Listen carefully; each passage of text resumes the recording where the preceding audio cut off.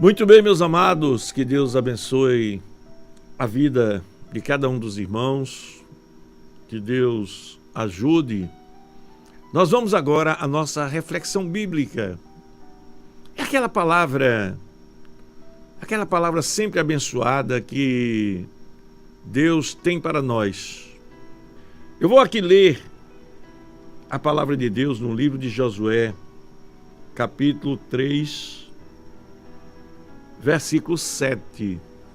Nos diz a palavra de Deus: E o Senhor disse a Josué: Este dia começarei a engrandecer-te perante os olhos de todo Israel, para que saibam que assim como fui com Moisés, assim serei contigo. Glória a Deus. Meus queridos, aqui está uma palavra da parte de Deus que traz uma promessa gloriosa para todos aqueles que se dispõem a ouvir a voz de Deus e colocá-la em prática. Meus amados, coisa boa é quando você começa. Eu vou falar uma coisa aqui que para alguns talvez não sirva, mas vai servir para muita gente que está me ouvindo. Coisa boa é quando a gente começa a levar a sério a nossa vida espiritual. Eu vou repetir essa palavra. Coisa boa é quando nós começamos a levar a sério a nossa vida espiritual. Levar a sério significa procurar viver segundo os propósitos de Deus. Levar a sério significa andar de acordo com o que eu tenho aprendido, a palavra de Deus, colocando em prática. Levar a sério significa não brincar com o pecado. Levar a sério significa fugir do pecado. Levar a sério significa buscar mais a Deus para encontrar forças para vencer esse mundo. Porque ninguém consegue vencer esse mundo. Ninguém consegue vencer esse mundo simplesmente pelas suas próprias forças. Então, meu querido, minha querida, coisa boa é quando a gente começa a levar a sério a nossa vida espiritual. E a Bíblia traz o exemplo de um jovem chamado Josué. Um jovem que levava a sério a sua vida espiritual. Um jovem que ouvia a voz de Deus e colocava em prática. Um jovem que um dia Moisés mandou alguns espias olhar a terra prometida. E no meio desses espias estava Josué. Josué e Calebe, que foram os dois que ouviram a voz de Deus. E quando eles chegaram lá, que olharam a terra prometida, eles viram que a terra era boa, terra que manava leite e mel, terra onde o fruto, ele era, digamos assim, era um fruto diferente, melhor do que em outras regiões. Eu tive a oportunidade de viajar para Israel e eu vi uma laranja, irmãos. Uma laranja que era do tamanho de uma bola de futebol.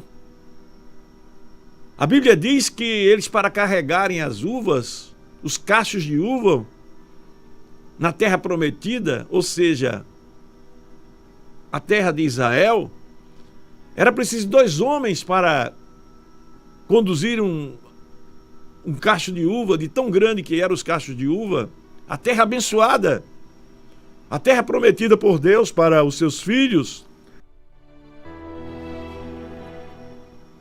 E a gente vê, meus amados, que Josué,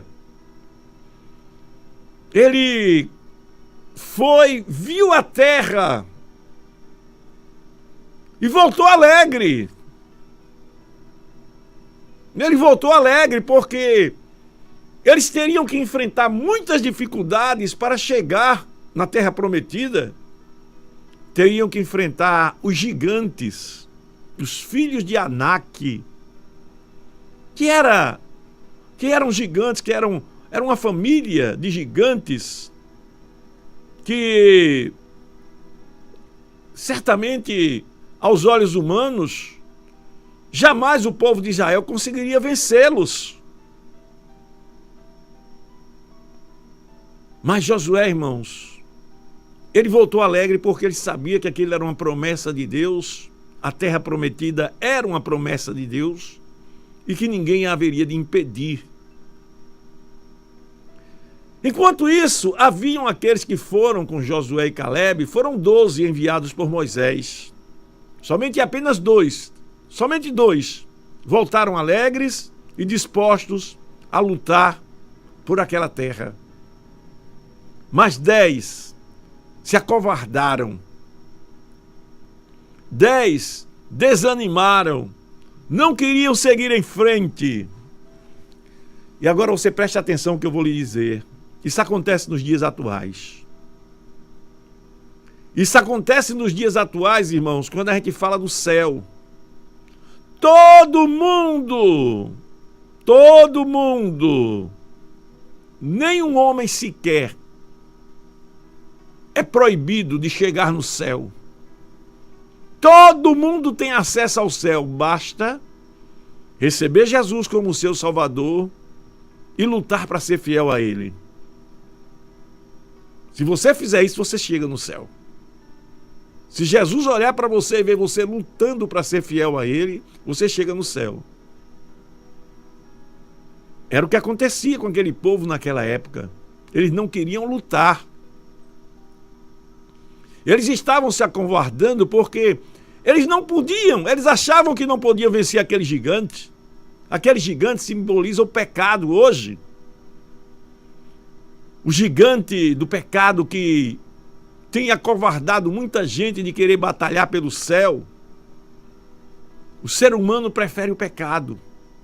Na sua maioria. É a Bíblia que diz isso, não é o pastor Tércio que está afirmando. A Bíblia diz que por larga ser a porta e largo ser o caminho que leva à perdição, muitos entrarão por ela. E por ser estreito o caminho e estreita a porta que leva à vida eterna, poucos são os que entrarão por ela. Então veja, meus amados, que são poucos os que querem lutar. São poucos os que querem morar no céu, de verdade. São poucos os que querem herdar a vida eterna. São poucos os que se esforçam. Então, meus queridos, nós temos que entender, nós precisamos entender que nós temos que fazer parte desses poucos. E Josué, ele agradou a Deus. Ele agradou a Deus de modo que apenas Josué e Calebe entraram na terra prometida. E Josué teve a honra de ser o substituto de Moisés. Veja o que é que Deus quer fazer com você se você for fiel a Ele. Preste atenção, talvez você diga assim, não pastor, mas eu não quero ser pastor, eu não quero ser um obreiro da casa do Senhor. Meu querido, olha, quando eu digo ser substituto de Moisés, isso serve também para você que tem um pai que é empresário, você que tem um pai que é um grande comerciante, você que tem um chefe que é um líder, que lidera muitas coisas, que você vê que foi Deus que colocou nas mãos dele. Deus quer te fazer um Josué para substituir Moisés. Porque, meus amados, tudo que acontece nesse mundo acontece dentro dos propósitos de Deus e uma folha sequer não se move se não for pela permissão de Deus. Então Deus quer te colocar num lugar importante. E veja o que Deus disse para Josué, depois de muito tempo, de Josué demonstrar uma vida de fidelidade, uma vida de dedicação a Deus, levar a sério a vida espiritual dele. Veja o que é que Deus diz aqui para Josué. Diz assim: e o Senhor disse a Josué: hoje começarei a engrandecer-te perante os olhos de todo Israel, para que todos saibam que assim como fui com Moisés, assim serei contigo. Que coisa maravilhosa. A coisa mais maravilhosa que existe, amados, é nós sabermos que Deus é conosco. Deus é conosco. Você vive uma vida de tranquilidade, podemos dizer. Não é uma vida sem problemas, não. Tem problemas? Tem dificuldades? Tem. Mas mesmo diante dos problemas, mesmo diante das dificuldades, você está tranquilo. Você está tranquilo porque você sabe que Deus está cuidando de tudo.